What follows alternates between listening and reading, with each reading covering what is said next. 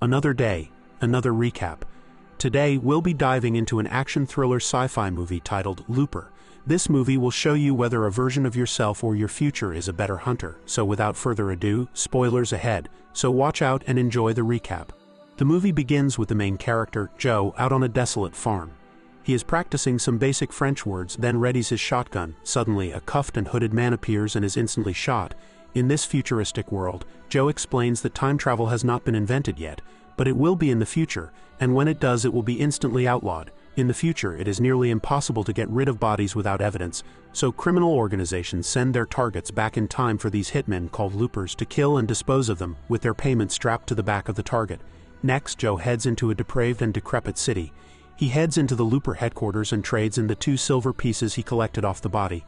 Later, after practicing some French, Joe begins to drive his luxury car around, seeing all sorts of carnage take place. He stands out from this poor and impoverished city. Joe meets his friend named Seth, who is seen yelling at a homeless man. Seth asks him for a ride because his motorcycle has broken down. Joe takes him, and on the way, Seth begins to make a coin float in his hands. We learn that about 10% of the population has something called a TK mutation, which has no practicality whatsoever, except floating tiny-sized objects. Joe and Seth enter a building. There they spot their co-workers and discover Zach is closing his loop. Joe explains that in the future, since time travel is so illegal, criminals will find the future looper if he's still alive and send them back to kill themselves. This becomes their last job and they receive a big payday but only have 30 years to live. Zach then walks up the stairs and wants to celebrate the night away. The next day, Joe gets up, practices some French, then kills another target. And every day after that, essentially amassing a small fortune. His co-workers also begin to worry, as an unusual amount of loops have been closing lately. While Joe is sleeping, he hears a rapid knock on his window. He wakes up and sees it is Seth. Seth enters and is in a panic. Joe presses him on what happened and Seth reveals that earlier that day he was sent himself from the future but refused to close his own loop and simply let him run. Seth tells Joe that in the future there is a man named Rainmaker, a new ruthless boss who is closing all the loops. As he says this, a banging at the door is heard. It's Looper Kid Blue and some others. They are demanding to be let in, suspecting that Seth is inside. Seth begs Joe for his life, and Joe hides him in a secret hole underneath the carpet. The men enter, guns drawn, looking around the apartment, suspicious that Joe is hiding something. They tell him that the boss, Abe, would like to speak to him. They leave a man to watch the apartment and head over to Abe. They sit down for a meeting and Joe narrates that Abe was sent from the future to run the loopers. He also started his own criminal organization and runs the city. Abe tells Joe that he knows he is hiding Seth and gives him an ultimatum. Give Seth up or they'll take half his savings. This hurts Joe deeply as he wants to go to France, which Abe knows. Reluctantly, Joe tells the loopers where Seth is and gives him up. Future Seth, who is now on the run, notices something strange. He finds a message scarred into his arm for a meeting place in 15 minutes, then shortly after begins to lose some fingers. He realizes that the loopers can torture Seth, and this will have effects on his future. As he drives a car to the meeting, he loses his feet and nose and crashes. He gets out and crawls to the building, begging for his life. The door opens, and he is shot in the head. In the back, the younger Seth is being operated on. Later, Joe, seemingly overridden with guilt, realizes that his target is late. As the man appears, Joe comes to the realization that it is him from the future. And in this moment of inaction, his future self is able to overpower and knock him out. Joe wakes up later with a note telling him to run. He goes back to his apartment to find it ransacked. Kid Blue and another looper are stealing his money. Joe locks Kid Blue in his safe, telling him to tell Abe that he will fix this by finding his loop and killing him. He jumps out of his window amidst the gunfire, falling to the ground. We are then taken back to the previous event. Joe is waiting for his target, and when he appears this time, he kills his future self. Realizing his employment is done, he takes his savings and starts a life in China. A decade goes by and his life of his desires sucks his savings dry, so he turns to organized crime, becoming a full-fledged criminal for the Chinese mafia.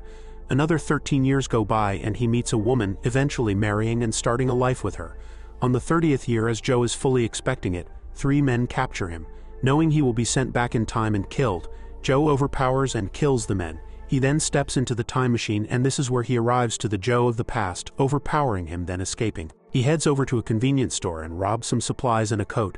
He then starts getting memories from what Joe is doing in the past. He heads over to his location and kills a looper inside a car. He then witnesses his former self being fired at and he kills 2 more loopers. He then drags himself to safety. Back at Looper headquarters, the men are in a panic to find Joe. Kid Blue, injured, tells Abe he can fix this. Past Joe then wakes up and heads back to the city to find his future self. Future Joe is busy putting in some information on a computer-like projector. It seems he's attempting to locate 3 children, his motivation unknown at this point. He gets a message on his arms and meets his past self at a diner the next day. They begin to speak quite aggressively with each other as Joe tells him that he's lived his life and it's time for him to give it up. Future Joe refuses and tells him that he's a child. He explains how he will meet his wife in the future and also tells him how when the loopers came back for him they killed her. Future Joe received identifying coordinates of the Rainmaker today and plans on both locating him and killing him before he becomes the Rainmaker and kills his wife in the future. After the conversation, Joe reaches for his gun but is immediately stopped. Future Joe then uses it to kill an oncoming looper as younger Joe steals one of the coordinates from him. Suddenly, a swarm of loopers enter and with the help of past Joe, shoot at Future Joe. However, he manages to escape in the fields and the other loopers decide to chase the present Joe. With his wits, he manages to jump on a bike and speed off into a cornfield, losing his pursuers. He takes out a paper where he has the coordinates of where Future Joe will be. Following this, we see a woman, Sarah, who has a child named Sid. She spots Joe outside and immediately takes out a gun, threatening him to stay away. He remains in the cornfield thinking of a way in. Back with the loopers, Kid Blue is reprimanded. His gun is taken away and Abe gives him a beating, ordering him to stay away from this mission. At the farm, a vagrant comes into the property. Sarah takes her gun to subdue the man but trips and loses it. Joe steps in, helping her and scaring the vagrant out. Joe drops to the floor sick from a withdrawal. He asks for water and the child Sid gives him. Sarah tells him to go back to bed and Sid keeps asking questions, curious about Joe. We see Future Joe hiding from the authorities. He tries hard to remember his wife but can feel the memories slipping and replacing her are memories of Sarah. Back at the farm, Joe wakes up imprisoned. Sarah approaches with a gun, unlocks him, then orders him to leave. Joe tells her he can't do that, and after some arguing she shoots him with buckshot, demanding an explanation. He tells her he is a looper, and that someone is coming from the future to kill her son. Realizing the gravity of the situation, she lets him stay to protect her and her son. In the meantime, Future Joe discovers the first child he's been looking for. With a heavy heart, he sneaks into the back of the property and takes him out. He believes that when he kills the Rainmaker, he will be sent back to his wife. We see him wrestling with his actions, disgusted that he needed to commit such an act. At the farm, Sarah starts to trust Joe. She tells him he can stay, but he needs to stay away from Sid. In the middle of the night, Sid wakes Joe up and motions him to come in.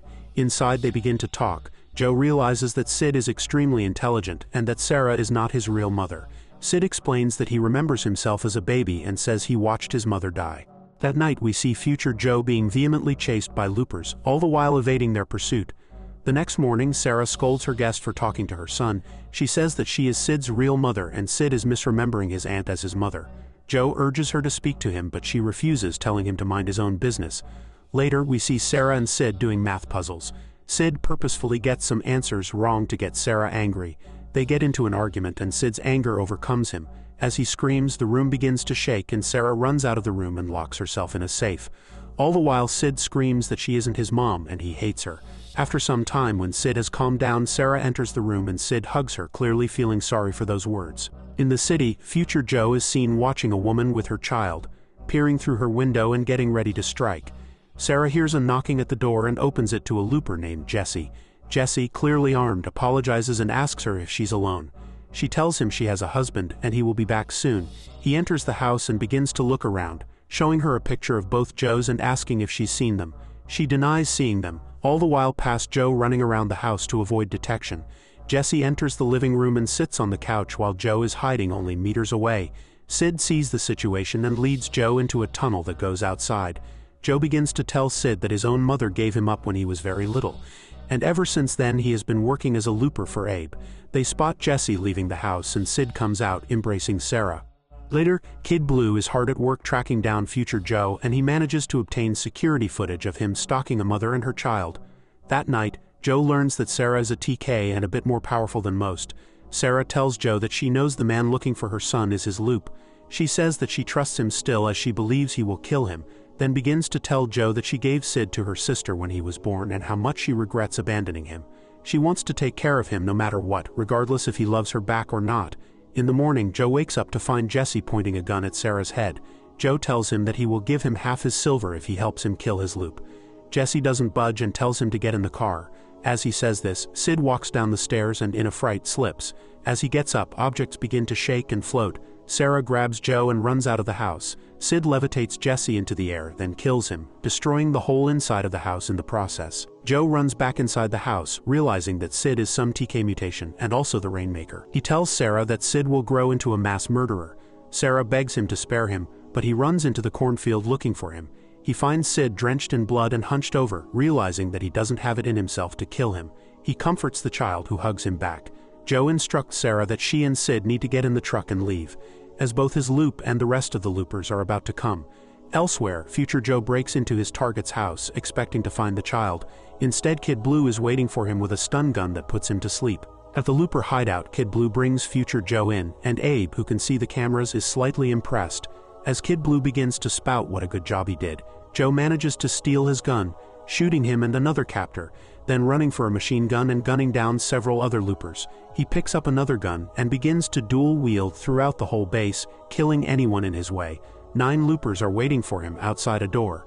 Joe simply throws a grenade and disposes of all of them. He makes his way up to Abe, who is huddled in his office. He gives somewhat of a compliment to Joe, seeing how far he's come. Kid Blue, still alive, wakes up sometime later. He finds everyone dead, including Abe. He looks on a map and sees where Joe is headed. Determined to kill the both of them, he sets out to the farm. On the road to the farm, both Joe and his loop meet. Future Joe tells him that the loopers are dead and he is free to live his life. Joe refuses, saying he won't let him kill the boy. As he begins to fire, Kid Blue rides in, knocking young Joe to the ground. They begin to fire at each other, and in a game of chicken, Joe is able to kill him. He looks up and realizes his loop is gone to find Sid. He rushes in before it's too late. As Sarah and Sid try to escape, they are intercepted by Joe's loop, who begins to fire. Sid panics and flips the car. Sid and Sarah make a run for it, and Joe opens fire, trying to hit them. He is able to clip Sid in the cheek, but this just angers the kid, which causes him to lift both Joe and his mom. He destroys the cornfield, but before he kills future Joe, his mother is able to calm him down. He sets both of them down, and immediately Sarah tells Sid to run into the field. She blocks future Joe's aim, and he screams at her to move. Young Joe sees this from the road, and before his loop can kill the child or Sarah, he puts the gun to his chest and fires, causing his loop to vanish. Sid runs back out of the cornfield. His mother, relieved the threat is over. The movie concludes with a sleeping Sid, his mother hoping the actions of Joe would change his future. And that's the end. My next video coming out is a banger, so make sure to smash that subscribe button to stay updated on the latest and greatest recaps. Thank you.